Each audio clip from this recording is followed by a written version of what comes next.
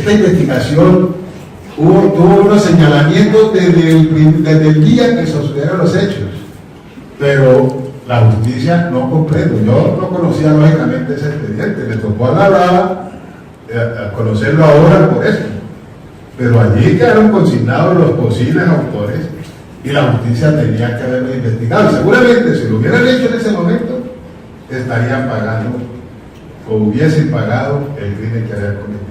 Pero acá se trataba era de demostrar que había un montaje y quedó plenamente demostrado. Eso yo la verdad no quiero señalar. Yo he dicho que en el expediente está, y hay una persona que lo conoce muy bien que se llama Antonio Núñez Cara. Yo quiero que ustedes le pregunten a él, que les digan en las primeras carpetas de la investigación del año 91 cómo y quiénes fueron señalados, incluso por él mismo. Sí, esa es la cosa, lo más, esta pregunta es muy pertinente.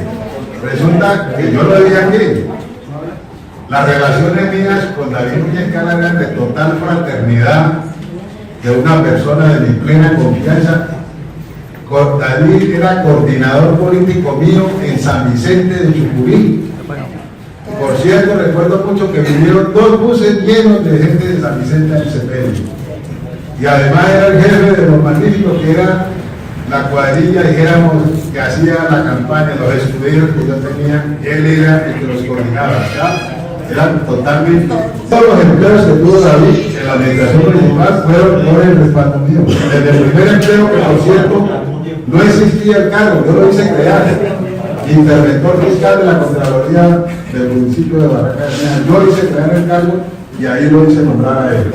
Bueno, yo opino que en el expediente existen las primeras declaraciones desde el año 91 en los cuales se señalaron posibles autores, y creo que si la justicia hubiese actuado desde esa época, el crimen se hubiera develado en ese momento y tanto mi familia como la de David Ravelo no hubiéramos tenido que soportar este sufrimiento que nos ha tocado padecer. Porque no quise hacer ningún comentario para no torpedear la investigación, porque si yo hubiera hecho todos estos relatos, hubiesen podido ser utilizados por los maleantes que me estaban señalando para haber ajustado su versión, como efectivamente trató de hacerlo el panadero. El panadero dio como unas 7 u 8 versiones cada vez que sabía que había metido la pata, como se dice vulgarmente. Entonces decía, quiero ampliar, que es otra vagabundería de la ley de justicia y paz, porque no tiene límite en el tiempo. Entonces una persona, mientras transcurren los años, sencillamente acomoda el libreto que le han propuesto. Yo fui un desplazado de la justicia, quedó demostrado con la misma sentencia de la Corte. La Corte ha dicho, un sindicado no necesariamente es inocente hasta tanto se demuestre lo contrario.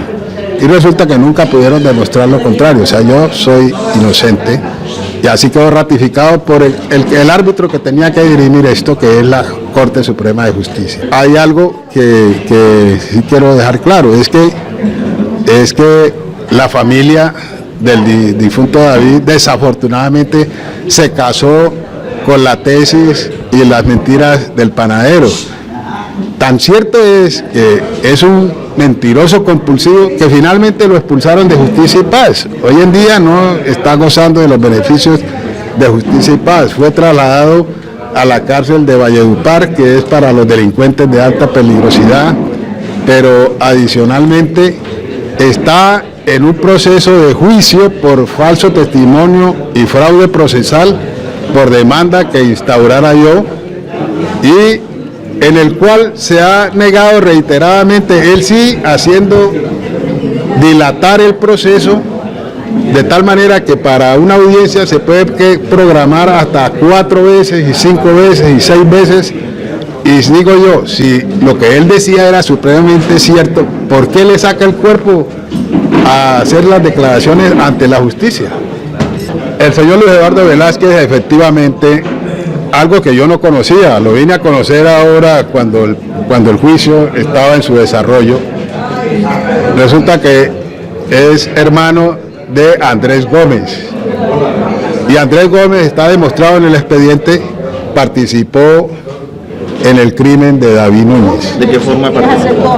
Él transportó a los sicarios que asesinaron a David Núñez, pero además la hermana de Luis Eduardo Velázquez,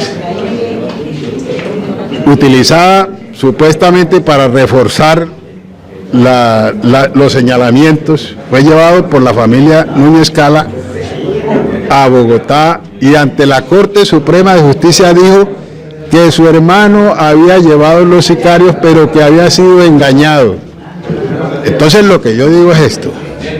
Bueno, supongamos que hubiera sido así, pero eso ella lo supo desde el 91 que sucedieron los hechos.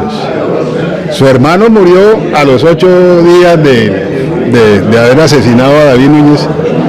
¿Qué sentido tiene haberse guardado esa información 17 años, 20 años? Ese crimen fue planeado por la y yo tengo un documento para dejar esto y no voy a volver a referirme al tema. Un documento firmado ante notario de Barranca Bermeja en enero de 2011 que dice al final: estoy dispuesto a ratificarme ante el tribunal que sea necesario que Luis Eduardo Velázquez me dijo que su hermano le había insinuado que el crimen había sido, antes de morir supuestamente, lógicamente, su crimen había sido fraguado por Daniel Fuentes Esparza. Y cuando la persona que firma el documento le dice, bueno, ¿y por qué no cuenta para que esto se esclarezca? Él dice, es que yo no me quiero meter en problemas. No, yo no puedo afirmar, pero por ejemplo la declaración que tengo en mis manos de la persona que lo hizo ante notario público, que teníamos para, si la requeríamos, presentarla ante la Corte Suprema de Justicia, dice: Luis Eduardo Velázquez me dijo que el hermano le había comentado antes de morir que el crimen había sido fraguado por Daniel Fuentes Esparza. Le digo, dice el señor, ¿por qué no cuenta eso? Eso fue en enero del 2011 cuando ya estábamos encausados de ayuda y dijo, no lo hago porque no quiero meterme en problemas. Sí, yo pienso que uno de los aspectos que parece tiene mucha fuerza dentro de lo que hemos averiguado es el habernos opuesto a la venta del acueducto de Barranca Bermeja.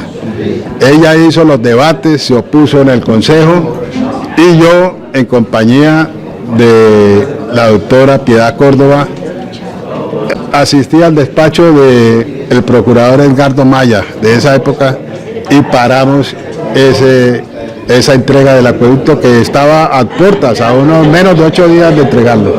Investigaciones que se hicieron y la información que tuvimos es que pagaron 700 millones de pesos para que se hiciera este señalamiento. Y lógicamente concuerda lo uno con lo otro. El negocio era de más o menos 350 mil millones de pesos, lo que se le fue de las manos. Y 700 millones pues no es nada frente a la plata que iban a recaudar.